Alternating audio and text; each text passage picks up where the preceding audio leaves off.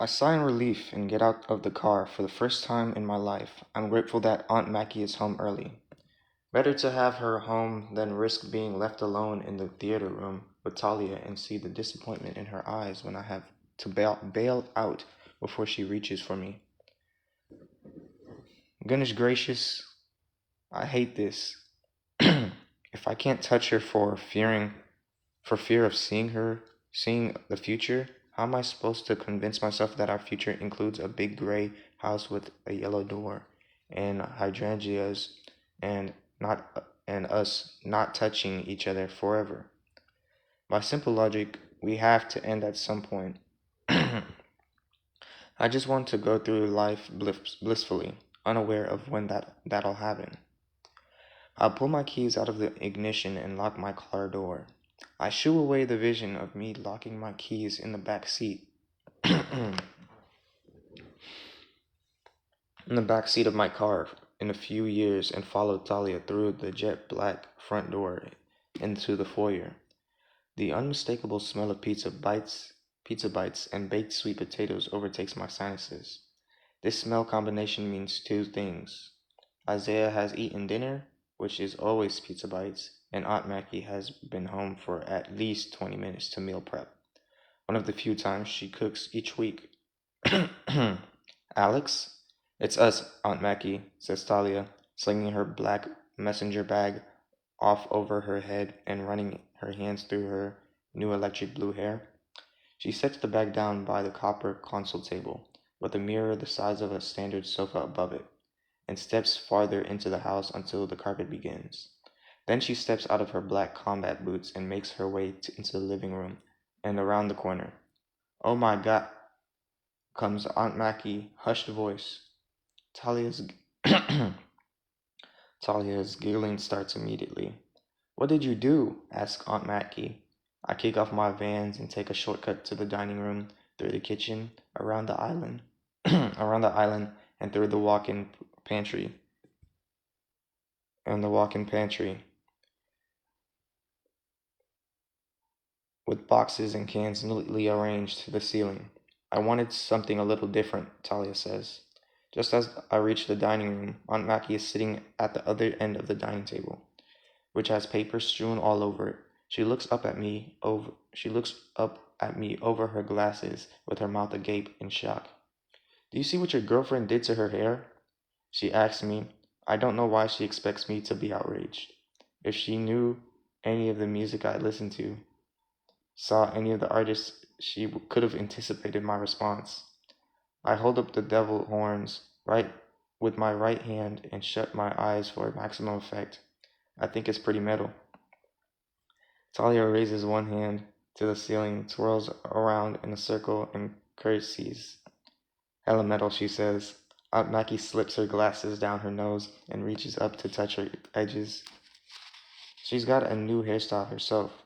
Her normally shoulder-length wash and go is now twisted up into Marley's tied into a giant bun right at the crown of her head. Neat and professional. She's looking over her glasses at Talia's blue hair, which seems to glow in this dining room otherwise filled with beige, brown, white, and black. I just hope you dye it back before the start of the school year. What'll happen if colleges ask you to send in pictures of you doing extracurricular activities throughout high school with your applications? Pretty sure plenty of college students have blue hair, says Talia, but not during the admission process. Well then, then my pick will be even more accurate. They should know exactly what they're getting themselves into if they admit Talia Gomez. Nose ring, blue hair, 18-inch back tattoo, and all. It takes a solid 5 seconds of staring before Aunt Mackie processes that last part. Did you say 18-inch back tattoo? She asks. Talia nods, and I try not to smile as she drags out the joke. Yeah, I got it when I went to Mexico with my cousin last summer. It's a picture of you with the word gullible underneath. That's my girl. Even Aunt Mackie has to smile in defeat at that one. She taps the table a few times. All right, all right. I'm glad you think it's funny to watch my blood pressure go through the roof, she chuckles. But I'm serious. Colleges can deny students based on absolutely anything. I'd hate for you or Alex or Isaiah to get skipped over because of something so silly. You kids are my babies, you know? I hate to say it, but sometimes you have to play by the rules you don't agree with just to make it in life. Yes, Aunt Mackie, says Talia with an eye roll. Aunt Mackie nods in reply, rising from her chair and rubbing her temples as if she's been straining her eyeballs all day. I have to leave in a few minutes to pick up a petition from Mrs. Zachary about this concert at the wall this weekend. Ooh, ooh, cries Talia. Rex and the Thimbles? I see London? Who? Asks Aunt Mackie. Plush Frog? Presses Talia. I don't. Who's playing this weekend? Asks Talia. I have to smile. If a concert is happening anywhere near us in the next 3 months, Talia usually knows about it. Rex and the Thimbles and Plush Frog are both playing at the Wall this weekend, which is only a mile away from here, but I can think of only one artist playing that would warrant a petition from Mrs. Zachary. Shift skeptic, I say. Talia's eyes double in size and her mouth drops open. Shift skeptic is going to be within 200 miles of here, and you didn't tell me? I shrugged. I assumed you knew about it already. I explained, but that wasn't the only reason. General admission tickets are $150. Talia's mom hasn't been able to afford bread and milk comfortably since Sean died. His funeral expenses blew away the little she had saved up as a single parent, and her disability checks don't cover much else. Why would I tell Talia about a Shiv Skeptic concert if there's no way in hell she's going to be able to go? What's the point in me telling her except to disappoint her? Have you two eaten? Asks Aunt Maggie conveniently, changing the subject. Isaiah's already rated the last of the pizza bites, but you can order something. No, I didn't, mumbles a voice from somewhere in the living room. Talia looks at me as if we're about to enter a war zone. Then she turns to face the big gray sectional facing away from us into the living room. The 64-inch flat screen TV on the other side of the room is displaying a soccer match on mute, but I know Isaiah well enough to know he's not really watching. Hey, Isaiah, offers Talia. No response from the other side of the couch. I look to Aunt Mackie to press him to say hello when people walk into the room, like my parents used to, but she just shakes her head and turns her attention back to the papers on the table. Not that I really care if we say hello or not, but it was something our parents wanted. More and more of who they were seems to get forgotten every day. She could at least pretend they exist. She could at least pretend they exist. I step past her, past Talia, and peer over the couch carefully without touching it. Isaiah, reclining with his bare feet resting on the cup holder section, gross, is holding on resting on the cup holder. Gross is holding his phone only inches away from his eyes, tapping the screen to bounce a bright yellow ball up and down to create sound waves against the ceiling and floor of the room it's in. I've played this game before. It's a music game called Beat Ball, in which you have to tap a ball to stay on rhythm with the EDM song playing. Some, like me, get bored of it within minutes. Others, like Isaiah, play it all summer. Buy the $50 expansion pack that lets you add your own songs to the game and publish custom levels to the App Store. I could ask him if he wants to mow Zachary's lawn tomorrow morning, like we used to do together, but he probably wouldn't answer me. But I can't blame him. Since the accident, he doesn't really talk unless he has to. Sometimes, when I'm at work, I wish I had that luxury. Well, I'm hungry, says Talia. She throws up her hands and steps back into the kitchen. Anyone else want pizza? They have a number. They have a new number now, Talia. It's on the fridge, says Aunt Mackie without looking up from her papers, which I notice. Now that I'm standing right behind her, are actually photos. The burgundy photo album lies closed on the table. I hate photos, not the ones on my phone. Actually, physical photographs I picked up, not the ones on my phone. Actual physical photographs. I picked up a stack of them once for a school project last year, and the rapid fire visions I got were a full blown assault on my psyche. I couldn't focus on anything. Stressful as hell and dizzying. I don't see anything on the fridge, calls Talia, a little too loudly from around the corner. This house is so big you get an echo if you stand in certain spots. Aunt Mackie sucks her teeth in realization. Calls back. Oh right, I put the flyers in the top drawer. Hold on, and stands up from the table a little too fast. Her left elbow catches the corner of the photo album, sending it flying off the table on the floor. Only a few loose photos scatter away from the album,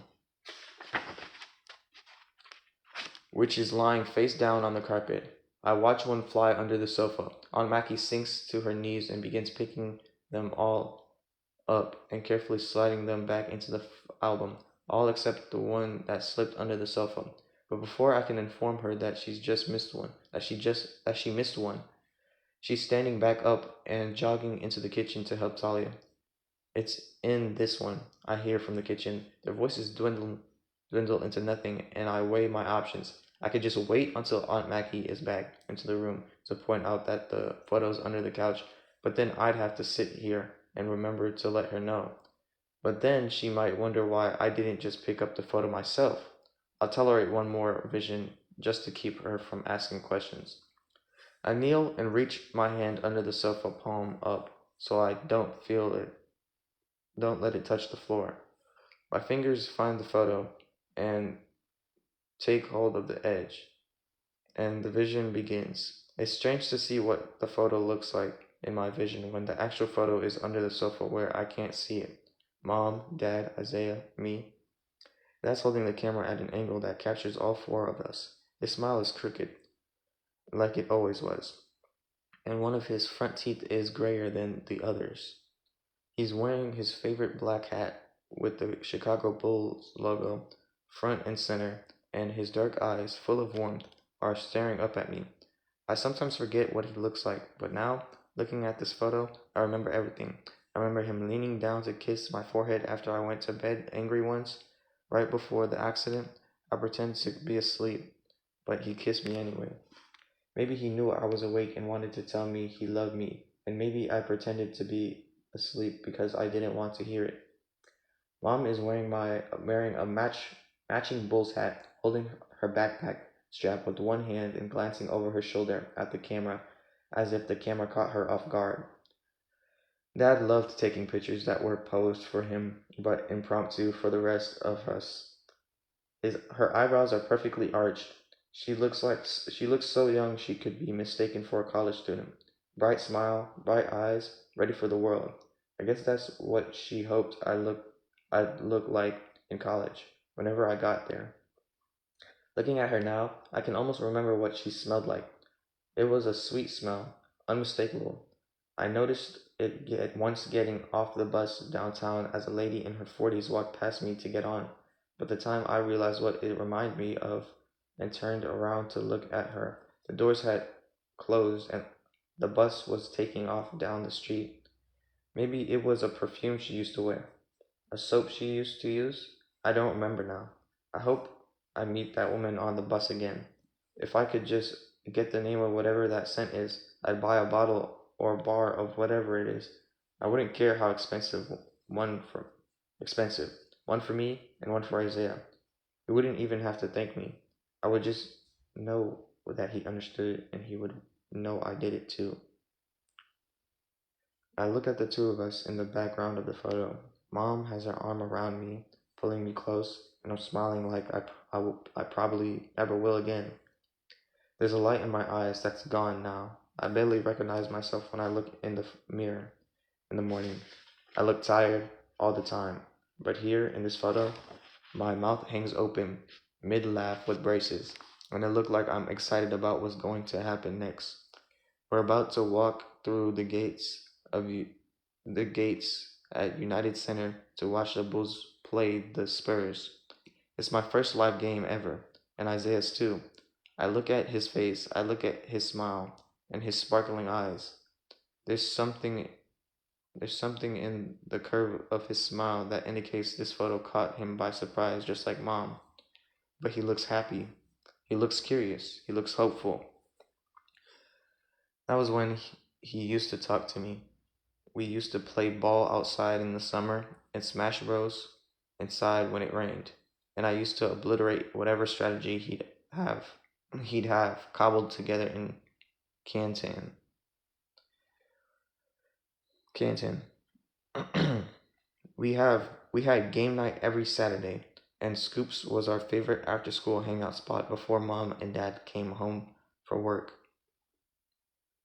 Everything was so different back then. As always, the vision lasts for only a moment in real life, so I prepared to cancel the vision and wait for Aunt Mackie to come back into the room. But just before it fades into darkness, I notice something. I hesitate. I expect to see myself slip the photo into the album or put it on the dining table next to the others or hand it to Aunt Mackie, but I don't. The photo sinks down to my waist and I stuff it into my jeans pocket. Why would I do that? I have no intention of continuing to relive this memory. Mom, Dad, Isaiah, me, the Spurs game, a week before it happened. A week before it happened. It's easier just to forget we had a life before we lost them. It's easier to forget everything. But apparently, I won't. I'm back in the living room, staring down at the photo in my hands. Think, Alex, why would I put this thing in my pocket? If there's no way I would decide to put it in my pocket with what I know now, I must discover something in the next few moments that will make me want to put the photo in my pocket. Something significant. And if I can't tell why, from the past or the present, there's only one other source of information I haven't checked. I set the photo on the dining room table and, with trembling hands, pick it back up, triggering another vision. I watch the photo shifting around inside my pocket. Pitch black. Shortly after, I pull it out again, this time with my ceiling behind it. I'm lying in my bed, looking at it, torturing myself, dwelling on memories, so it must be night. Then darkness takes over again as I slip the photo into the pocket of my jacket, wadded up on my nightstand. It feels like I stand in the dining room for hours, watching this vision, but I know the whole thing is taking a split second. When I take the photo out again, after watching in the darkness for forever, I see the photo in my hands again, with grass behind it, and when I look up past it, I see gravestones, hundreds of them, in a lush green field with morning sunlight peeking through the trees, and colorful flowers dotting the hills where the grave plots are. The photo goes into my jacket pocket this time. Darkness again, with occasional flickers of sunlight through the mesh waterproof layer in different colors. Looks like a rave in my pocket, wherever I am. Darkness again, graveyard again. This time, my eyes travel. At first, I'm looking at the photo with more gravestones behind it, dotting the hillsides scattered among the trees. But then I look down at the gaping rectangular hole in the ground, and my vision goes red, red like I'm going through one lens in a pair of 3D glasses, red like I saw in my vision of Sean before he died. I freeze, staring down at the rectangular hole. My shiny black shoes, peeking out from under my black slacks, are covered in dew from the grass. Standing only inches away from the edge, I watch myself reach my hand forward and let the wind carry the photo from my fingers. It falls like a leaf, landing squarely in the middle of a floral arrangement on top of a small white casket. At the bottom of the hole in the ground, before I can will the vision to stop, I see the inscription on the side. I see the name before I can backpedal out of this nightmare. Isaiah Rufus, dearly beloved. Alright guys, that's the end of this video.